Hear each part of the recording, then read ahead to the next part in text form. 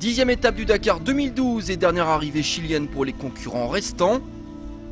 Au programme du jour, 377 km de spécial, des dunes et des zones de fèche-fèche, un sable très poussiéreux qui s'infiltre partout. Concernant le classement au départ, deux Français sont pour l'instant leaders. Stéphane Peterhansel mène la barque chez les autos. Cyril Després lui domine le général moto avec 2 minutes 28 d'avance sur son rival Marc Coma. Depuis le départ à Mar del Plata, la catégorie moto est dominée par ces deux pilotes, Cyril Després et Marc Coma. Seules 2 étapes leur ont pour l'instant échappé, remportées par Francisco Lopez et Helder Rodriguez.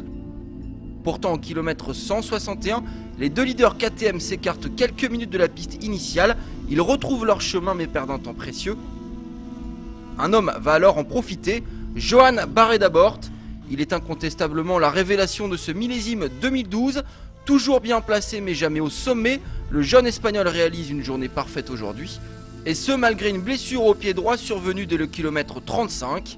Il s'impose en 4 heures, 18 minutes et 43 secondes. Derrière 1 minute 32 on retrouve Marc Coma.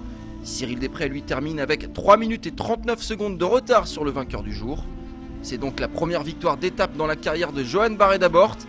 De la trempe des grands avec une victoire et 3 spéciales finies dans le top 5. Il aura assurément son rôle à jouer pour le général dans les prochaines années. Un classement général toujours dominé par Cyril Després, mais l'avance du leader a fondu comme neige au soleil.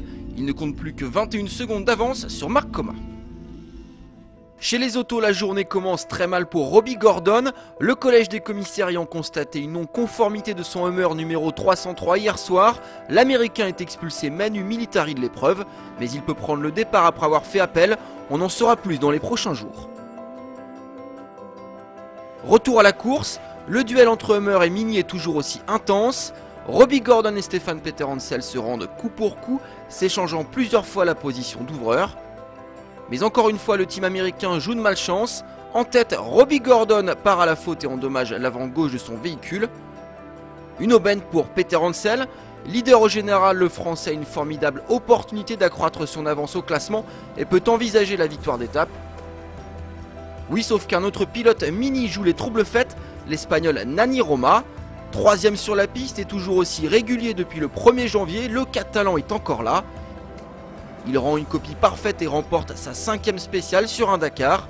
Il profite également des malheurs de Robbie Gordon et de Christophe Olopchik pour monter sur la 2ème marche du podium général.